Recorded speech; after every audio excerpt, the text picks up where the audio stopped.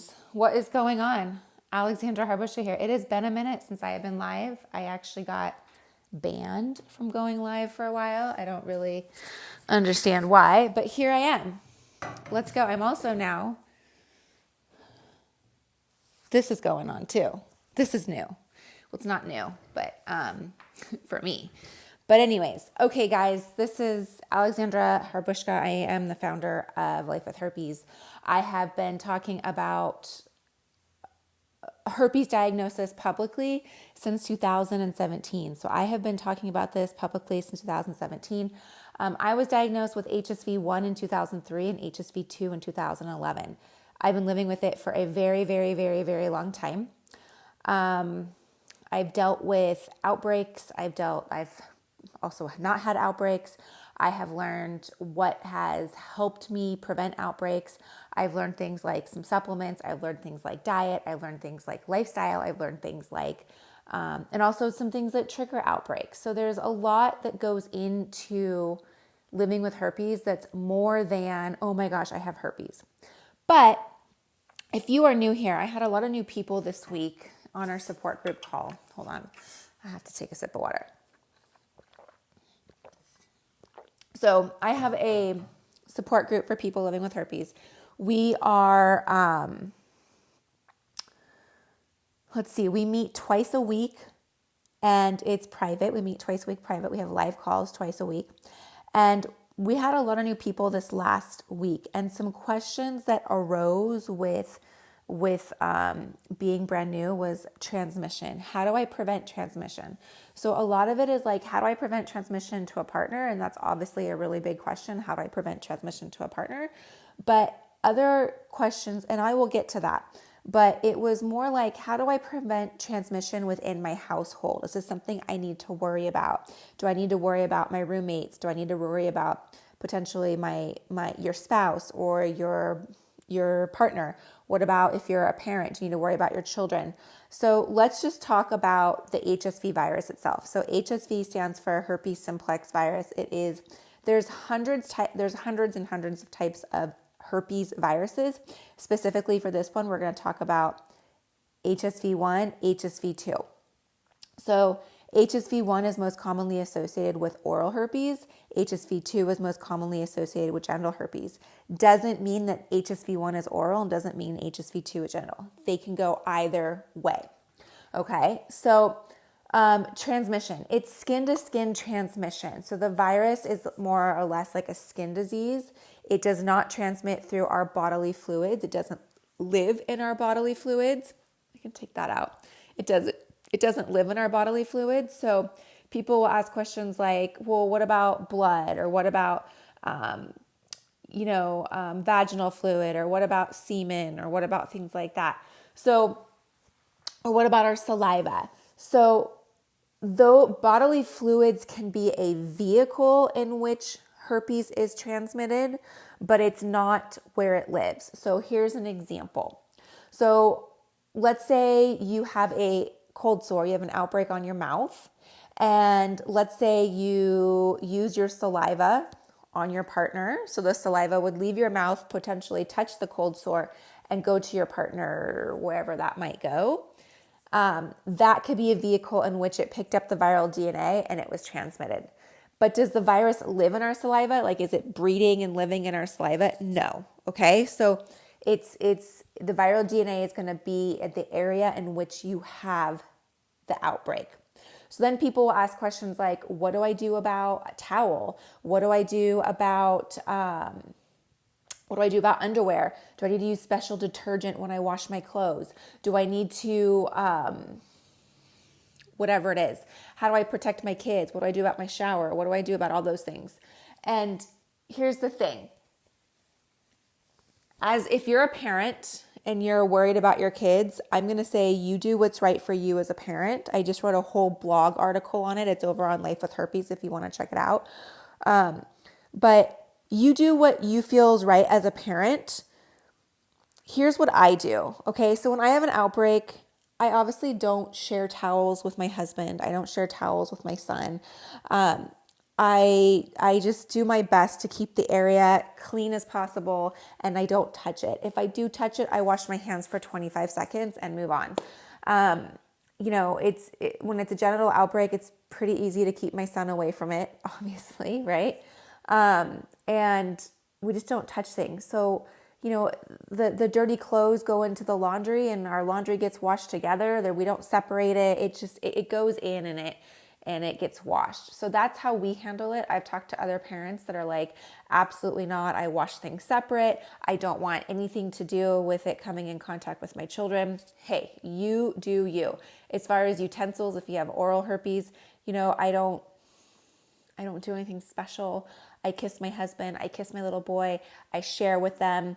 I think there's far more harm in not doing those things and not kissing my child than would be to like, oh, I have herpes. Okay, let me go through some questions that you guys have all asked.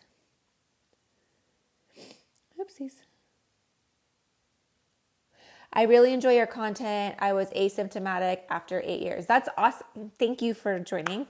And that's awesome that you're asymptomatic. That's awesome. I've just found out that I have it, but I've been with my partner for 9 months. Okay, Danielle. So here's a couple things. Your partner may have it and may be asymptomatic and may unintentionally have transmitted to you. That would be number one. Number two, you may have had it and be asymptomatic. So the way that you would find this out, obviously have your partner get tested. You would want to get tested. How did you get diagnosed? Was it an IgG or IgM antibody test? If it's an IgM and you were positive on IgM, it's probably a new infection. If it was an IgG, then it was probably an older infection. The IgG antibodies, for whatever reason, I don't know why, they take longer to show up in our blood. So, for example, if you're someone that just got diagnosed with herpes, like it's your first outbreak, you came in contact with it, say Saturday, and today's Wednesday, and you get your first outbreak, you're still going to test negative for herpes on an IgG antibody test because your body hasn't had the time to create the antibodies. If I kiss someone but have HSV down below, would they get it? No. So you are contagious wherever you have the outbreak. So if you have oral herpes, you can do whatever you want down here and you're not going to transmit it. If you have genital herpes, you can do whatever you want up here. You're not going to transmit it. It doesn't go through your body. I was mentioning earlier, it doesn't live in our bodily fluids, doesn't live in our saliva, doesn't live in our blood, doesn't live in our breast milk. You can breastfeed as a mommy. So I breastfed my son for years. He's getting tested to see if it's him that gave it to me. Okay, yeah, so you guys will find out and see what it was. Regardless, so in that specific situation, neither one of you knew. So if you don't know, you don't know. You can't beat the other person up over it. That would be my best suggestion for you guys moving forward as a couple. And then I have to deal with something that I knew.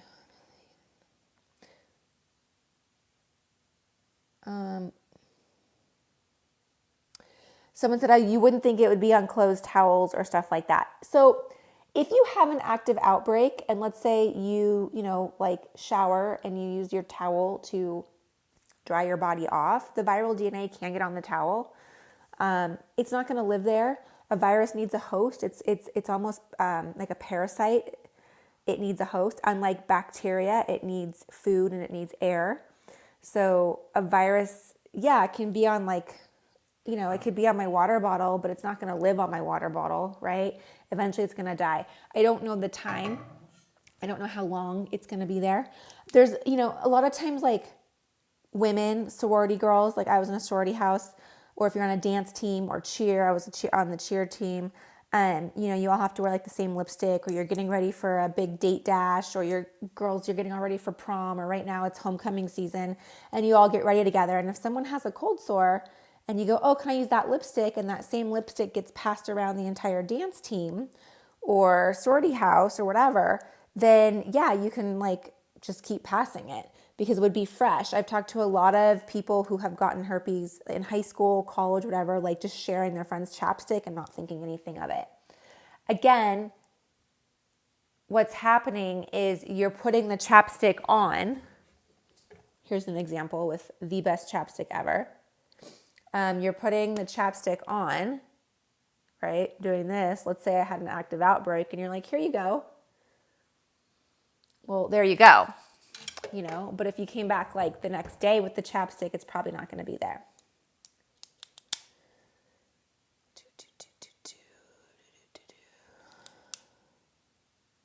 Okay, so Danielle said you were diagnosed via swab because you were having an outbreak. Okay, so that would be very accurate on what type you have. The next question I didn't mean to like get my arm here. The next question would be is get an antibody test to see if it was brand new in your system or if it was something that you've had for a while. If you have an active outbreak, the IgM antibodies will be active in your body. If you're not having an active outbreak, the IgG antibodies will show up, but if they don't show up, then it means that it's something that is brand new.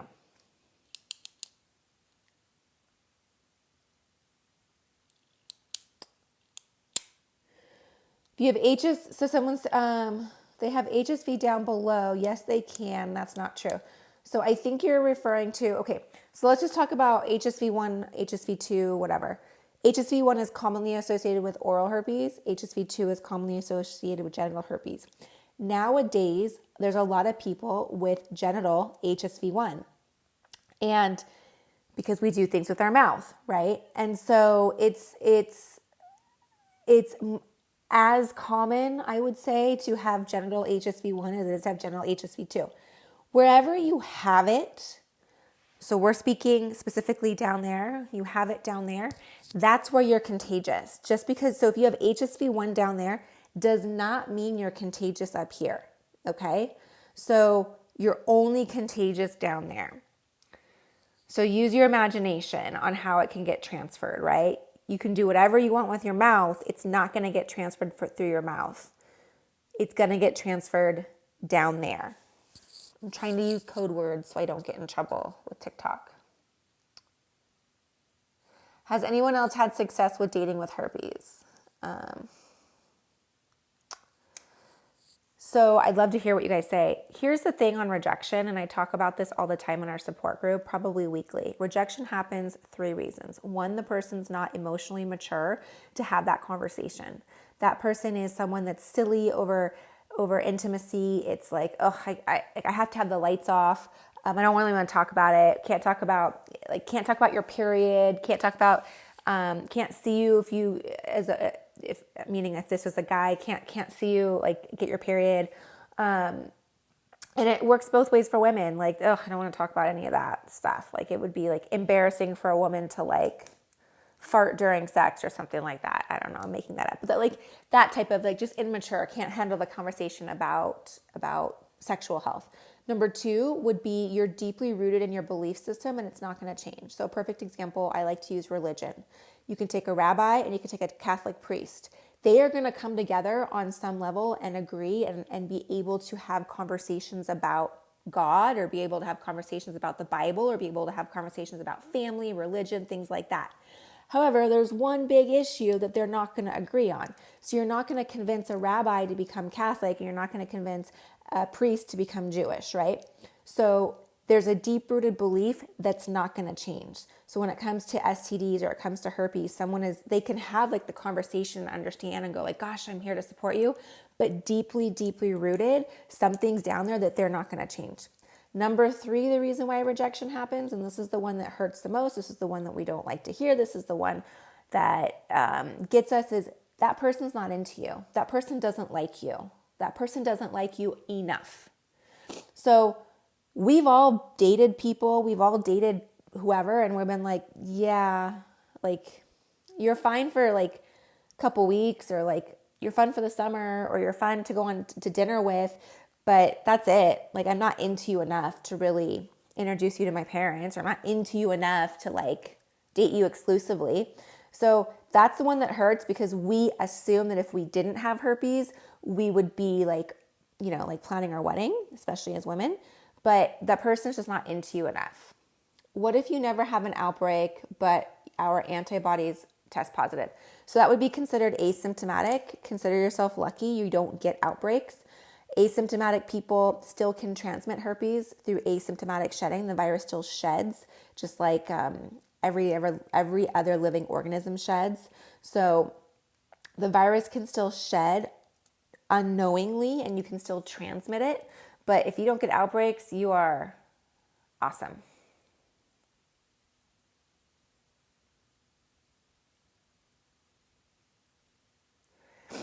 She said, you're only contagious where you have the outbreaks. Yeah, so where you have herpes is where you're contagious, meaning like you have oral herpes, you're not contagious on your arm, you're not contagious, on your thigh. I'm not contagious on my big pregnant belly. Look at that big belly. I'm not contagious there. So it's just where you have the outbreak. Is this live or pre-recorded? This is live.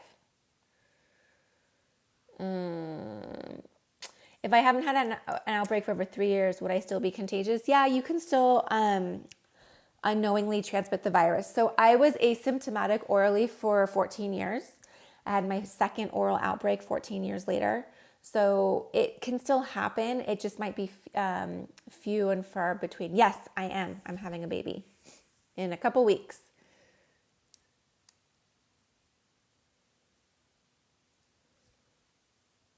Thank you for helping me. You're welcome. You're welcome. All right, my friends. Oh, wait. Can you pass herpes? I don't know what I'm having. I don't know what I'm having.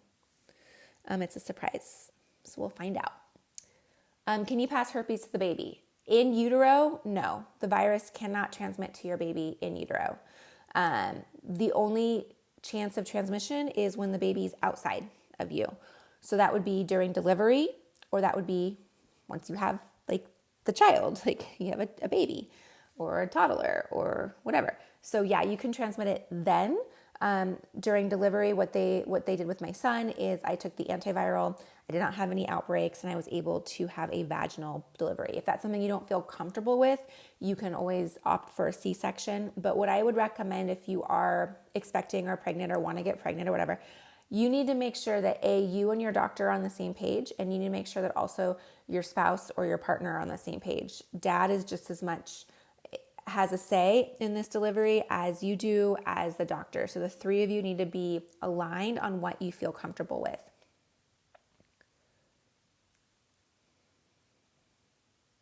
Do you think taking medication helps get an outbreak or spread? Taking the medication is going to help prevent transmission. It lowers the transmission rate by 48%. So that's going to be one of the best ways to prevent transmission. If you want to take the antiviral, I personally do not take the antiviral. I took it for a number of years. I prefer to go all natural just because I'm in my 40s and I just don't want to take something I don't have to take.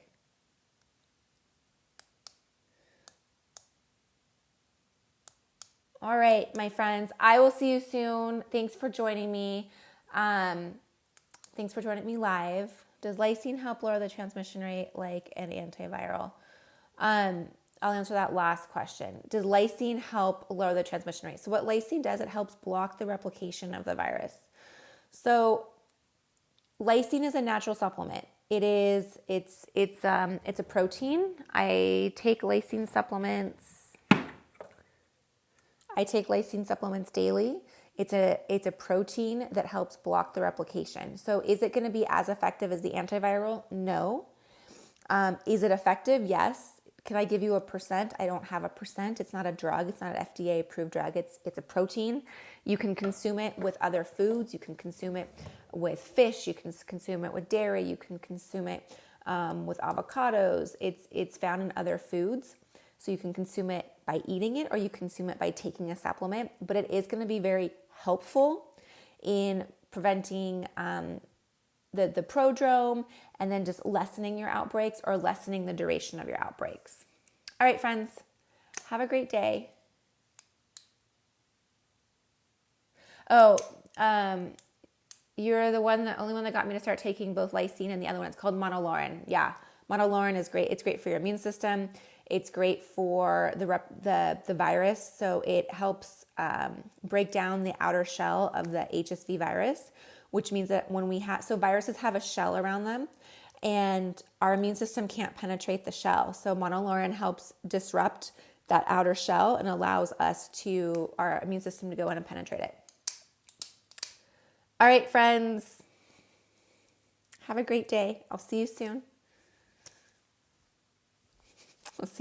Bye, guys.